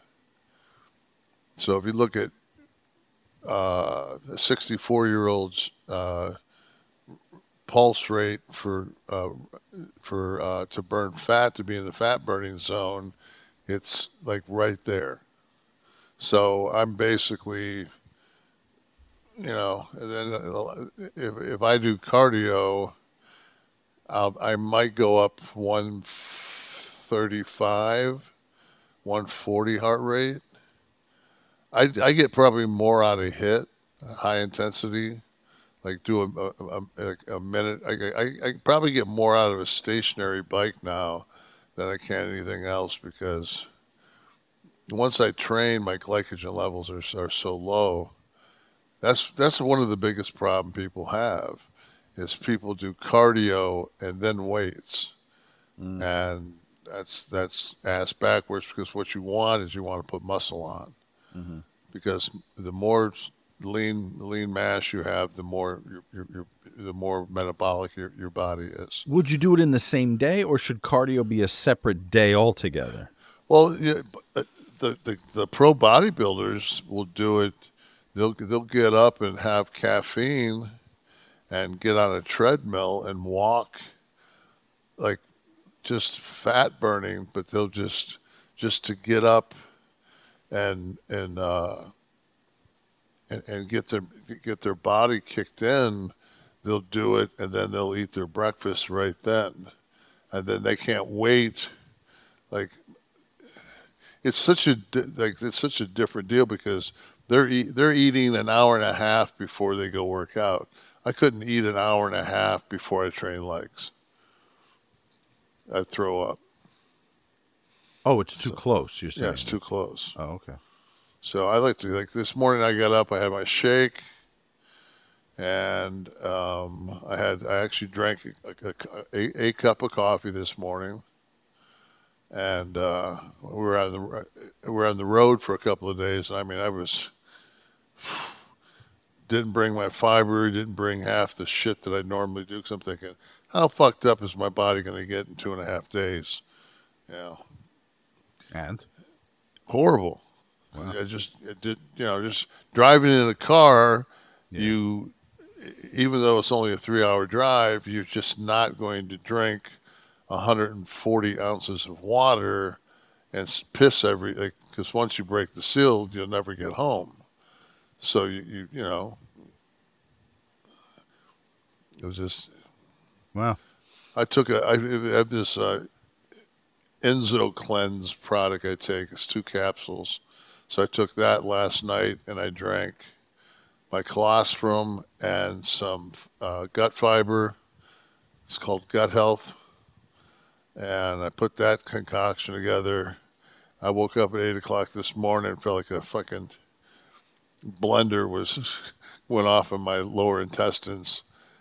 You couldn't handle the return to the normal supplement schedule. It looked like fucking... should have eased in a little. Yeah, look at put it this way, fucking... It's... would have been enough chocolate mousse to fucking feed an army. There's a visual. All right, who else in the house? What do we got here? You guys stayed up late with us, so let's see. Tyler Blair. Kevin, I know you're a fairly savvy person in the financial field.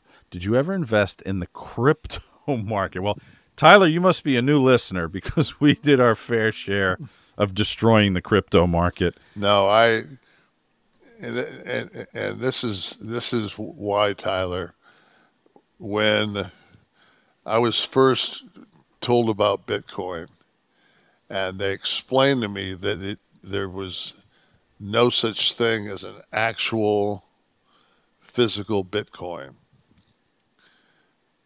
yet I had seen drawings of a Bitcoin. It looked like a poker chip with a big B on it. It said Bitcoin around the outside of it. And then I talked to several people, and their reason to get me to go into cryptocurrency was because the dollar was going to become worthless. And I said, well, if the Bitcoin's worth $30,000 and the dollar's worth zero, wouldn't that make the Bitcoin worth zero? And they would always go. So, and we put to rest. Was it last week or the week before on the gold? Gold. Yeah. We got way more. So anybody going to do a roundabout with a different currency or World Bank or gold always comes back though, right? But gold is steadfast. Yeah, but it's never. I don't think it's ever been above $2,100. I don't know. I have to look. I remember doing gold for years and years and years and years, and it was like the threshold was like 1,900. Then I remember when platinum was worth through the roof. It was sky high. Yeah, and now platinum's worth like ring. $848 an ounce or something like that. I know it's well under gold. Highest gold ever got to was $2,074.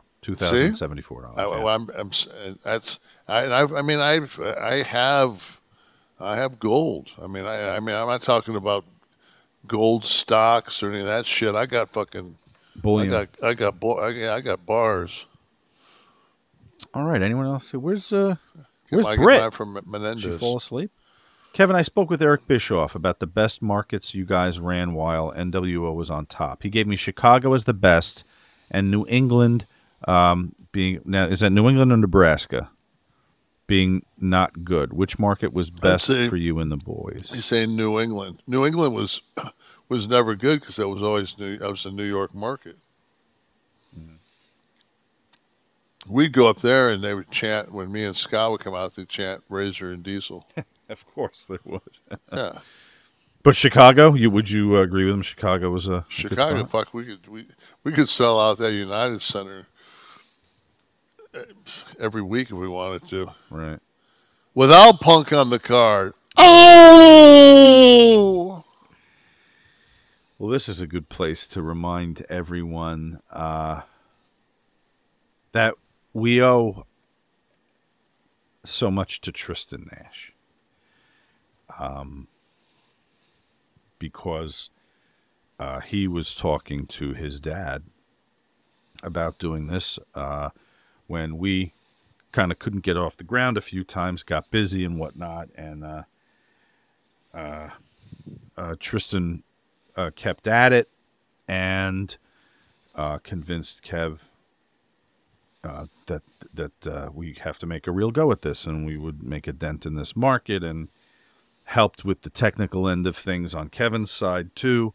Once we got everything, once we got the space down there, and Kev wanted to use that room, and we owe more than just the show. I am, of course, connected to Tristen only through this show, but in the small amount of time that I got to know him, Tristen made me smile a lot, and made me laugh. Not a lot of people do that, but he had that right sense of humor. So I just want to take 2 seconds as I ride the Kevin Nash train and just say that Sean Oliver owes a lot to Tristen too, and I just really wish I had some time to tell him about that and to see what we all could have done together, but just wanted to say. Years, yeah.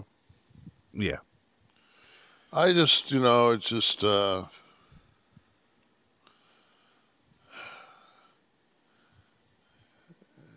it's always, I just wake up every morning with the same thing, just why? Why? And then I sat there the other night with my wife, and we're watching these mangled Palestinian children being taken out of these slabs of concrete, and the only thing that's not gray is the red blood that's coming out of different parts of their body. And I'm like, he was an angel. My kid had a heart of gold. He was a sweet human being, and I just don't see this fucking planet shifting around in any form or fashion. And there's a part of me that thinks that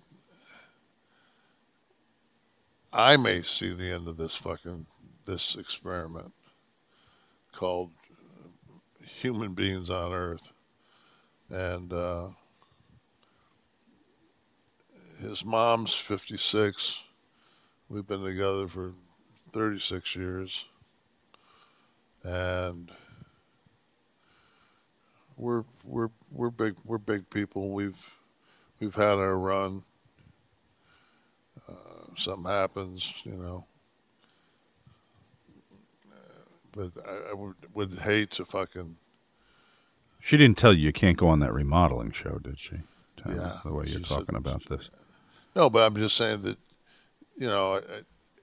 I just don't know how T would have done had something happened to one of us or both of us and left him solo in this shit world with how he was wired. Yeah. So, I mean, I'm not saying that it may be a blessing for him. It definitely wasn't for my wife or myself, but and hey, he does give me something to do. I'd probably be a mute if I didn't do this show. That same chorus of putting on the Ritz every night. Yeah, do something else. And you also notice too anytime I just have a conversation. This is when people will say, "Jesus Christ, what happened to you and Sean last night? You guys are monotone," and this is how we talk.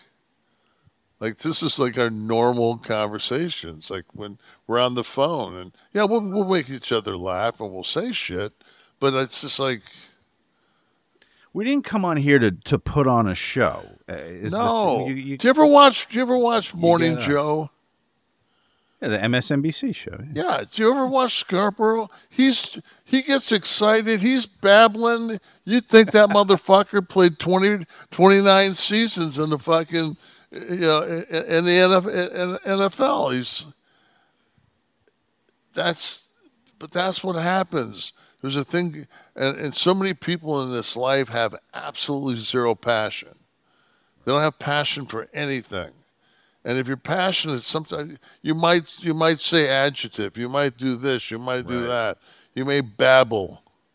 But it's like, fuck, man. If you haven't picked it up by now on episode 68, I don't give a fuck. I don't give a fuck if you like me. I don't give a fuck if you don't like me.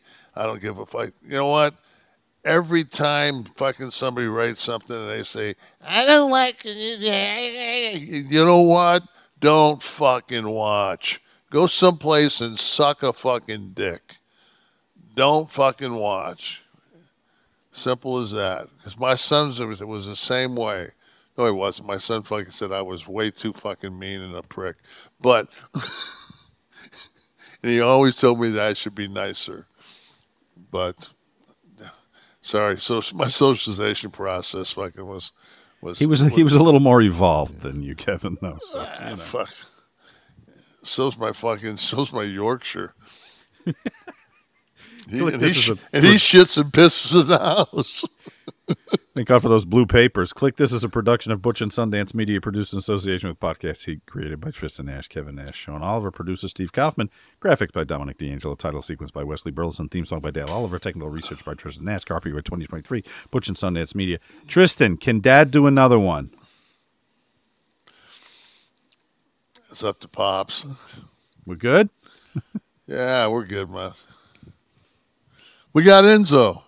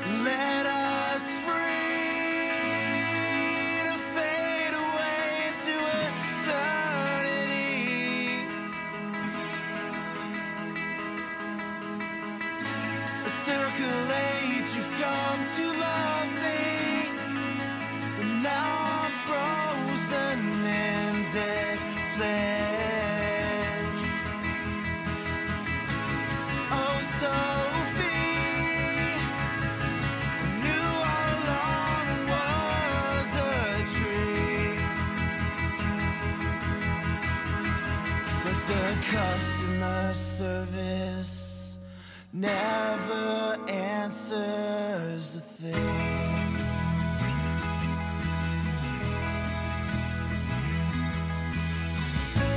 Let us free to breathe in air we're supposed to breathe. Through twists and turns you've come to love me. Now I'm cold, I'm frozen. Baby, we're broken, and the customer service never answers a thing.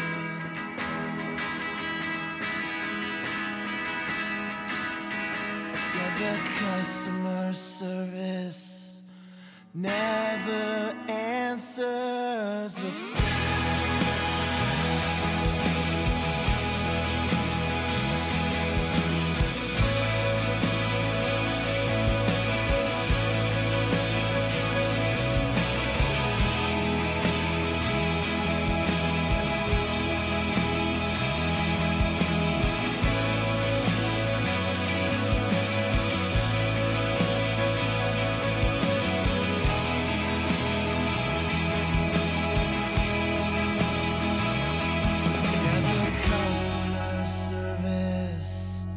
Nash